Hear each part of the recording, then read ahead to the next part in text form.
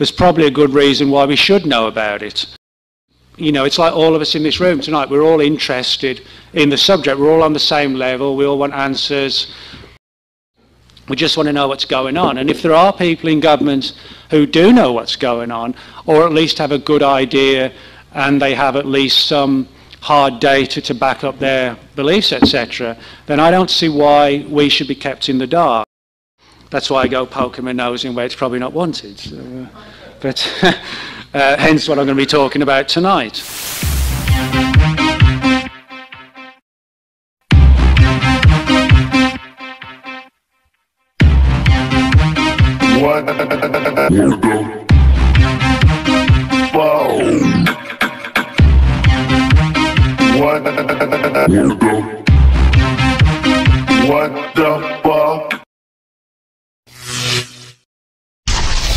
What I'm going to talk about tonight is a subject that I guess is kind of a strange one that most people don't really have much of an awareness of. And I didn't have much of an awareness of until I started to dig into it.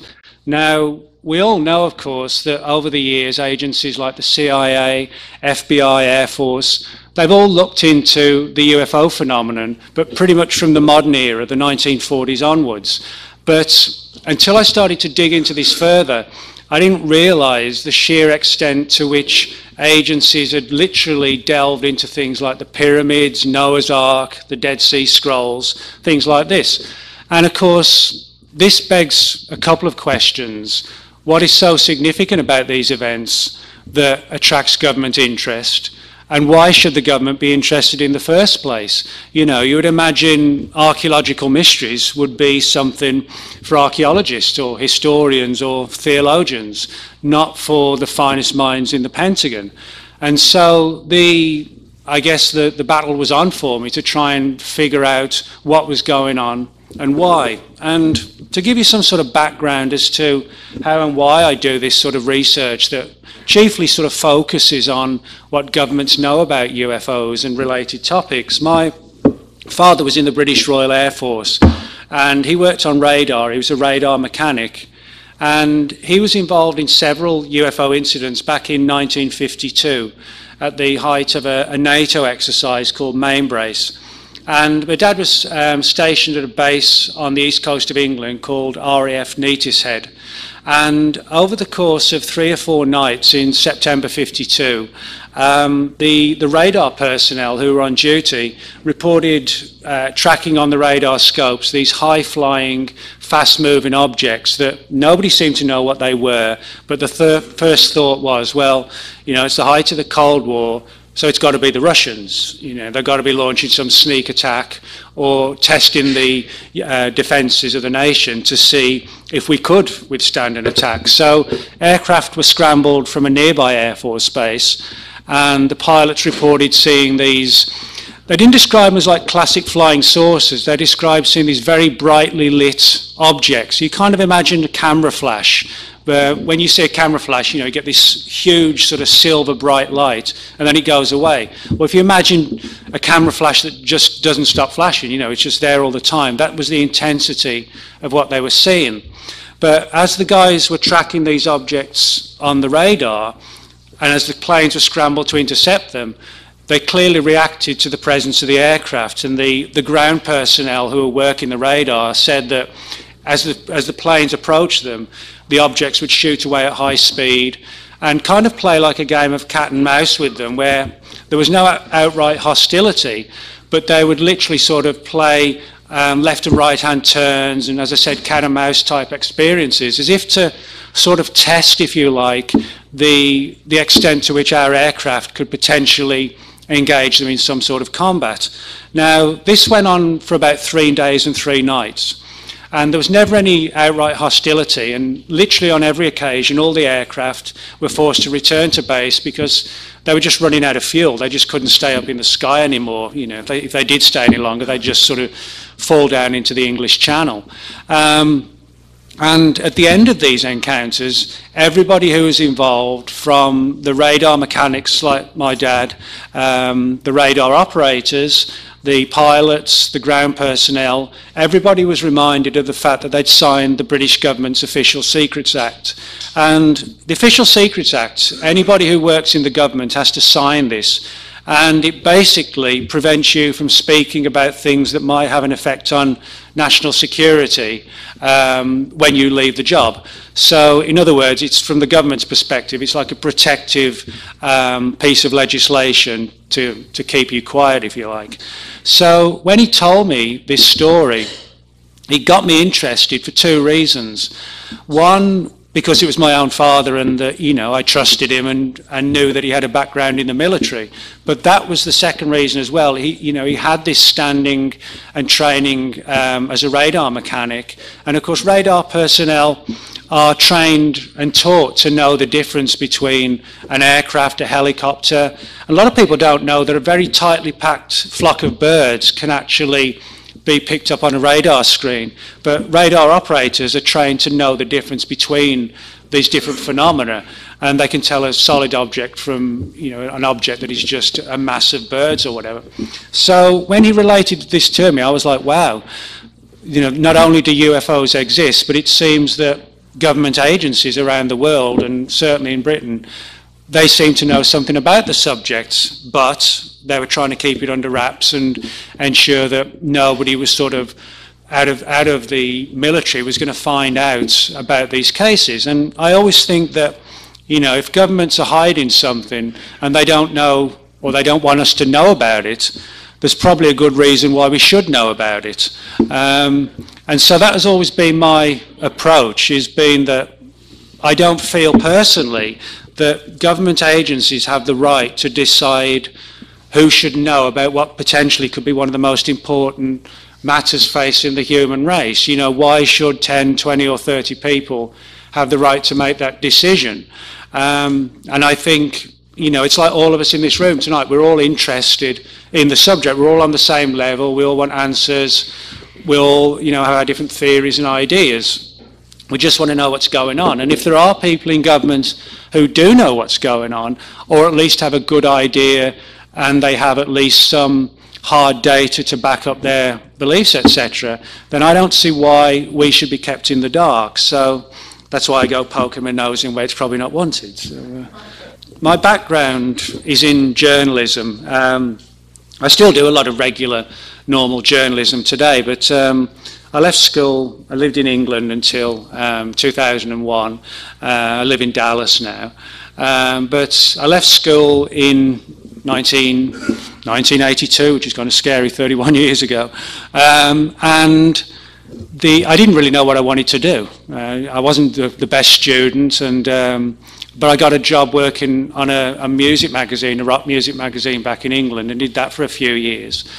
And found I enjoyed working as a journalist. Sort of every day was a little bit different. And after a few years, I thought, well, why not try and combine the interest in UFOs and paranormal, etc., Bigfoot, with investigative journalism. So that's what I've tried to do, is apply regular investigative journalistic techniques that you would use in any situation.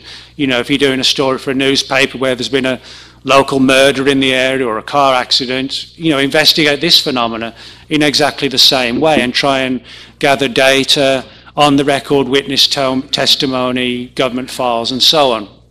So that's what I've tried to do over the years, and then present the data for people to see. And I always think it's important to present the data as you see it or as you collect it, but not to sort of force feed a particular belief system down people's throats, because, as I said, we're all in this together, but just because I've written books doesn't mean I have any more answers than somebody else who doesn't write books. I don't have much time for this sort of ego-driven angle of, oh, I'm an author, so I'm right. No, all I can do is sort of put the data out for people to see what I found and share it with people, because, as I said, we're all on the same level, we're all looking for answers.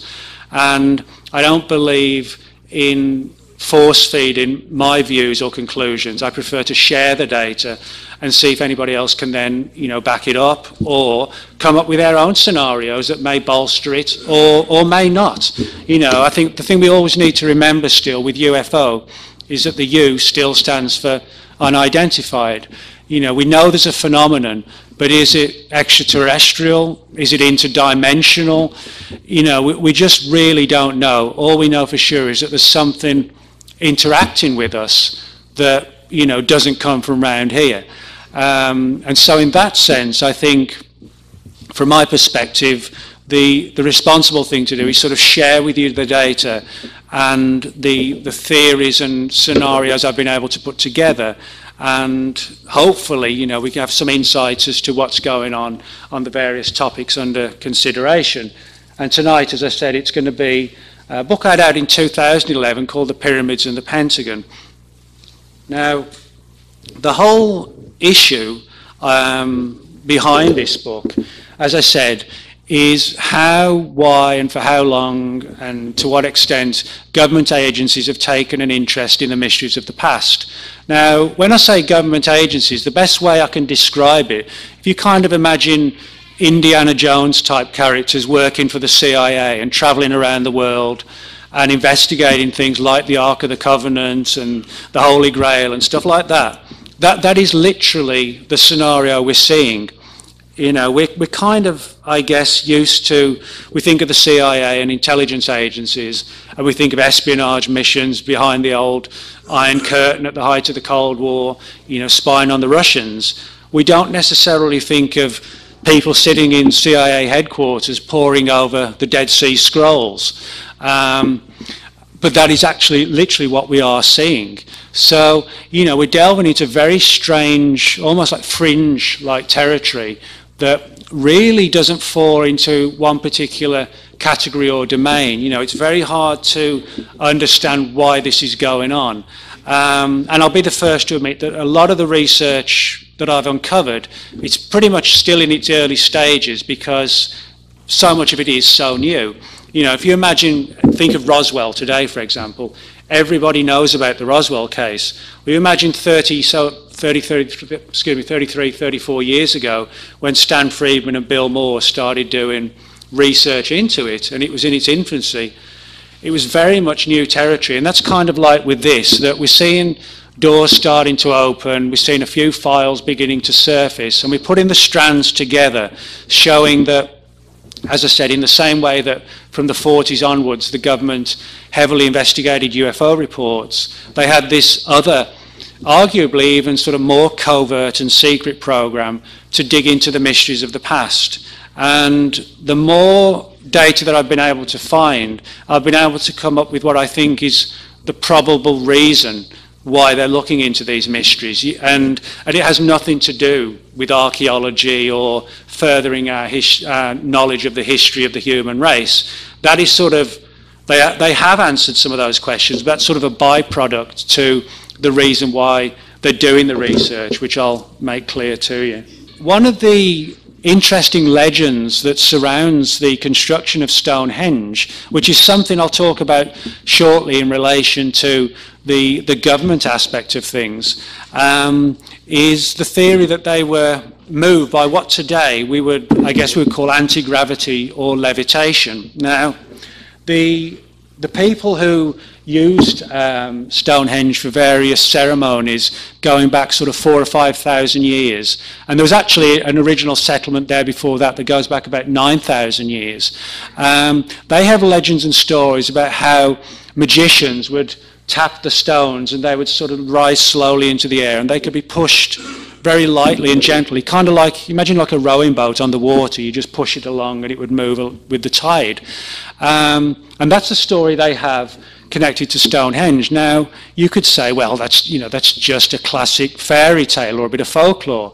But as I'll point out later, we find similar stories all over the place, from Egypt to South America to ancient Rome and ancient Greece. They all have these stories about the stones being moved by something along the lines of levitation. And this sort of got me interested, and I started doing research into a lot of these sort of folkloric legends around the world about how these massive stones were supposedly moved by very alternative means. And when I began digging into that, that's when I first stumbled on this angle that the government was looking into that as well. And that was one thing I never expected to find. You know, I chiefly thought I was going to uncover old documents and, you know, parchments and that sort of thing that somebody had written 3,000 or 4,000 years ago, not to find actual government records on the feasibility of moving stones via something like levitation, which is actually what I did uncover. So that's what set me off, was this sort of research into Stonehenge, and the government angle was a byproduct of doing that research. Now, as far as I've been able to determine at least, the earliest involvement of the US government in ancient mysteries began in 1947 with the Dead Sea Scrolls. Now, the Dead Sea Scrolls, they're called the Dead Sea Scrolls because they were discovered on the Dead Sea, surprise, surprise, and at a place called Qumran in a series of caves. And they were discovered in 1947. And they're on wide public display today. Anybody can go and see them. But in 1947, well, it's a very interesting year, 1947. You had the Roswell incident. You had Kenneth Arnold's famous UFO encounter that led to the creation of the term flying saucer. 1947 was also the year that the CIA was formed, and it was the same year that the Dead Sea Scrolls were found on the Dead Sea. Now, when the CIA was created, they basically carried on the work of two previous intelligence groups, one of which existed in the Second World War and one post-war. One was called the Office of Strategic Services, the OSS, and the other one was called the Central Intelligence Group. And when the CIA was established, they basically offered jobs to all the guys who had previously been in those two organisations, said, hey, do you want to come on board for this new group we're setting up? And of course a lot of them said, yeah, sure. And one of those who did that was a guy named Miles Copeland. And Miles Copeland had been involved in the US intelligence community way back to the Second World War. And he spent a lot of time in the Middle East, specifically in Damascus. And he headed up the CIA office in Damascus, which operated out of the American embassy in the city as well. And just as an aside, this has nothing to do with it, but Miles Copeland, the chief CIA officer in Damascus, was the father of Stuart Copeland, who was the drummer in the Police. I say it's got nothing to do with with the story. I just thought it's just like one of those weird little things that I uncovered doing the research. So maybe Stuart knows a few secrets, who knows? But anyway, his dad, Miles Copeland, as I said, he ran the CIA office out of Damascus, and many, many years after he retired, we're talking 1947, he went public, I think it was like early 90s. He spoke about how one particular day somebody came to the embassy, and it was a guy who was described as dressed in like a flowing Bedouin type outfit and carrying some sort of package, and said to the person at the front desk, I need to see someone and speak to somebody about an important matter.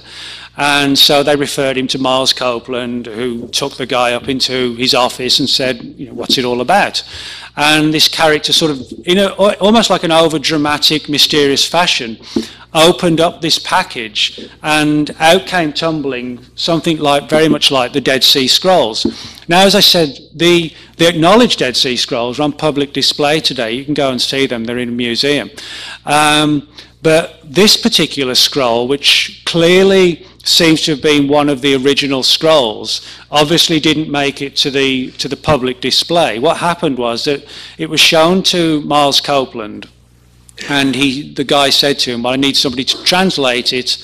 You know, this is an important find. Can you help me? And, you know, Copeland, yeah, he'd worked and lived there for a long time, but he certainly wasn't an expert in ancient Middle Eastern languages. But he had a friend and a colleague who was, a guy named Kermit Roosevelt, who did he wasn't an employee of the CIA, but he did a lot of contract research for the CIA and worked for them.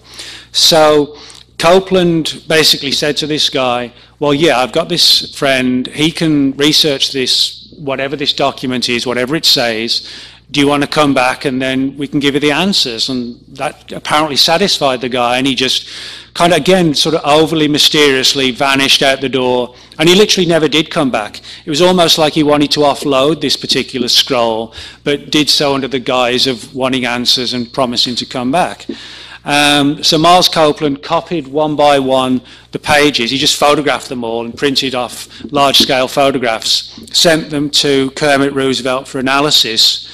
And what happened then was that for some weird reason, that particular scroll became subject to a CIA classified order. That's to say that one of these ancient parchments from however many thousands of years ago entered the CIA, and somebody said, there's something significant about this, and they essentially put a top secret stamp on it. Now, this surprised even Miles Copeland, because like most of us, you know, his first thought is, well, why on earth would the CIA have not just an interest in the scroll, they might want to look at it to try and decipher it for this guy, but why on earth would it then become a matter of national security? That didn't seem to make any sense at all. So he tried to find out more about it and could not get any answers. He never saw the scroll again. He never saw the photographs again. For all intents and purposes, the story was just as dead and buried as the scrolls had been for thousands of years. And it kind of mystified him, and you know, he didn't really do anything else with it, because what else could he do? And so he just relegated it to one of those weird experiences that occurred during the course of his CIA career. Now, he did hear rumours that the scroll in question supposedly was a very early written version of what eventually became in the Bible, the book of Daniel. And supposedly it related to a lot of things like strange dreams and prophecies and trying to forecast the future and things like this on the part of Daniel. And what's interesting is that, you know, regardless of whether people take these stories literally or not, it was in this very same time period that the CIA began its very early research into things like remote viewing and psychic spying. So I think we can make an argument that if we look at the time frame when the CIA was researching things like ESP and prophecy and psychic spying and things like that, to get hold of an ancient document that actually talked about these very things, but from the perspective of Daniel in the book of Daniel, I think they possibly translated that ancient book to try and give them some sort of understanding of the power of the human mind, because there were clearly parallels between this ancient text and what the CIA was working on in terms of what eventually became its so-called remote viewing program. So what we're seeing here is probably the earliest example of why intelligence agencies have taken an interest in the mysteries of the past, and it's because where there's some sort of military potential or military capital gain, if you like. So, you know, it isn't so much about furthering our knowledge of archaeology, of history, of the Bible, or any, you know, Middle Eastern religion. It's about, is there some sort of value we can learn or gain from studying these phenomena that we could turn into like a military objective, if you like. I hope that's sort of given you a few indications and ideas as to the history of how and why government agencies have looked into the ancient past and why they've done it, and how it also opens doors for a lot of secret history or lost history about our own civilization, that if that surfaces as well, which it may well do if these agencies have files on that also, which may well, if that surfaces, could potentially give us profound data and profound shocks as well in regard to our history as a civilization and the perils we might need to look for in the future to ensure that we don't go the same way potentially as some of these master societies that came before us, if you like. So thanks very much, and if anybody's got any questions, I'll be pleased to answer them.